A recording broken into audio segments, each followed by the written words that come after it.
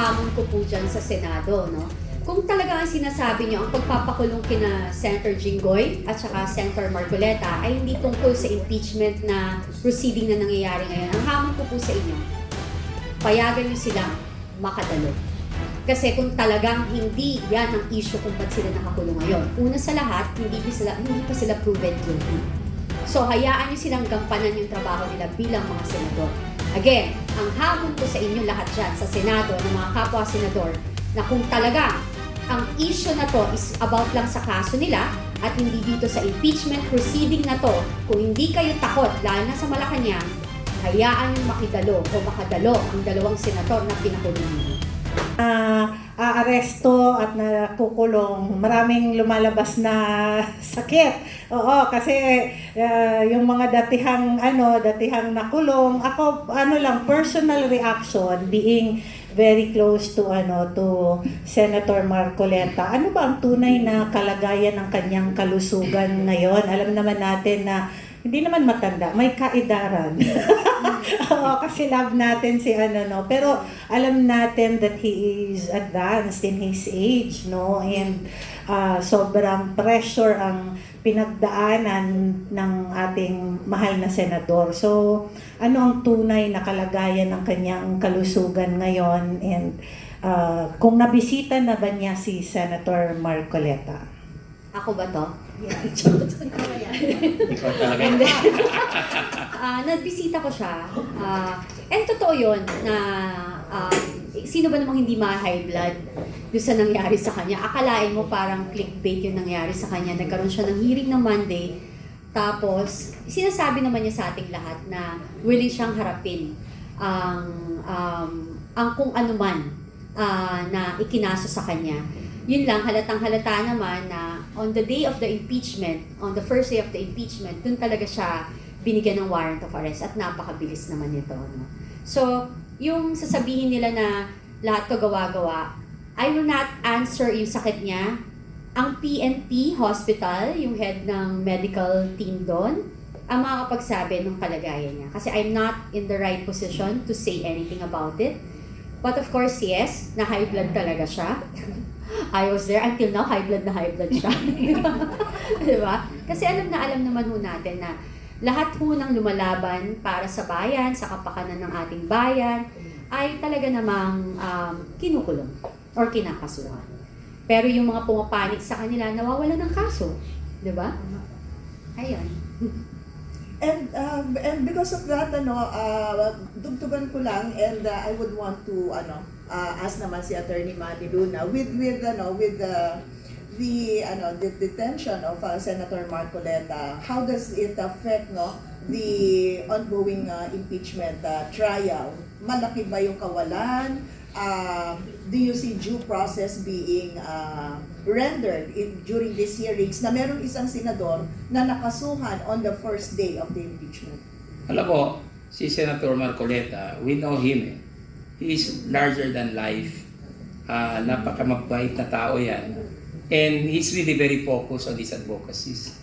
Kung nandyan sana siya, edi more exciting ang impeachment trial. Kasi marunong si Senator Marcoleta magtanong. Marunong siyang pumili ng tamang tanong. It's not just asking questions, asking the right questions. Dahil din sa kanyang long experience as a trial lawyer, I know him very well. He's a good friend. At kung nandyan sana siya, edi mas lalong mababaon yung mga witnesses ng prosecution na sablay na. Kawawa mga yun eh. So, actually, yung nangyari ngayon ay blessing in disguise. Kasi sila mismo ang nag-expose ng weaknesses nila eh. Hindi pa nga naka-present ng evidence ang depensa, sila mismo ang nagpalubog ng kanilang kaso, itong prosecution ito. You can just imagine kung nandyan ang ating butihing senador, Rodante Marcoleta, mas matindi yan. Pero hindi naman kawalan in the sense that merong request si Senator Judge Alan Peter Cayetano na payagan yung dalawa, si Senator Jinggoy Estrada at si Senator Marcoleta, para makasali dito sa impeachment trial. And they had the right to do so because hindi pa naman sila convicted and they are members of the Senate and being senator judges themselves. Nagsumpa na yan silang dalawa, di ba? So they have to discharge their duties under the Constitution. And I don't see any legal impediment. Ang kailangan lang dyan is coordination with the Sandigan Bayan.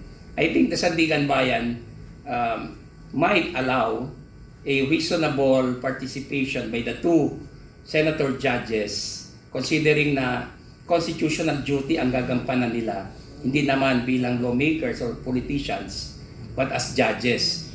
So, if we believe in the rule of law, in due process, papayagan sila ng Sandigan Bayan. I hope that the Honorable Sandigan Bayan will allow participation by the two distinguished senators.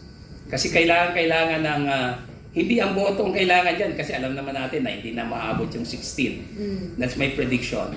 But we have to inform the public of the ongoing proceeding.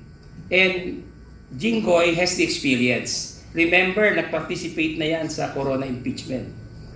Tapos si Senator Marcoleta is a seasoned trial practitioner before he became a congressman. So, maganda sana kung nandyan sila.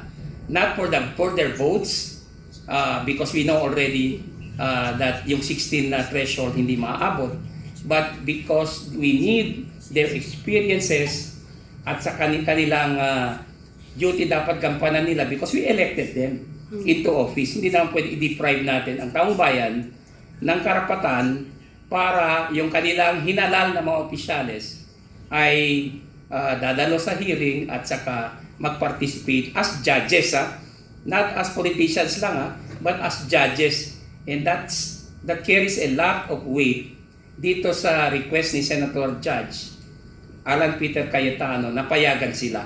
Kasi Constitution ang nakataya dito, a constitutional duty under Article 11 of the 1987 Constitution. Sugsugan ko lang. Susugan? Susugan. Sorry, ano talaga? Susugan ko lang yung sinabi niya. Ni Attorney Luna, no? Ito yung hamon ko po dyan sa Senado, no? Kung talaga ang sinasabi niyo, ang pagpapakulong kina Senator Jinggoy at saka Senator Marcoleta ay hindi tungkol sa impeachment na proceeding na nangyayari ngayon. Ang hamon ko po sa inyo, payagan niyo silang makadalo.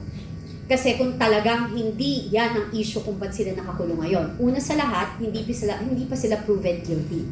So, hayaan nyo silang gampanan yung trabaho nila bilang mga senador. Again, ang hamon ko sa inyo lahat dyan, sa Senado, ng mga kapwa-senador, na kung talagang ang issue na to is about lang sa kaso nila at hindi dito sa impeachment proceeding na to, kung hindi kayo takot, lalo na sa Malacanang, hayaan yung makidalo o makadalo ang dalawang senator na pinakulong nyo. Yan ang hamon. Ganda ng hamon na yan. Sana tanggapin nyo. Kasi diyan mo mapapatunayan yung talagang kung maganda o pangit ang agenda ng labanan na to. At saka isa pa, huwag natin bayaan. Tama si Ma'am Cathy, no? Ma'am Cathy. Kasi, pagka pinabayaan natin yan, mahalin tulad yan sa kaso ni Corona. Damage is already done and siya'y namayapa na bago lumabas yung resulta na not guilty. Huwag natin hayaan mangyari muli yun. Kasi, walang magiging alipin kung walang magpapalipin. So, kailangan pakinggan ninyo yung panawagan ni Ma'am Cathy kung talagang maganda po ang adhikain ninyo sa bayan natin. Di ba, nandun yun di ba, attorney?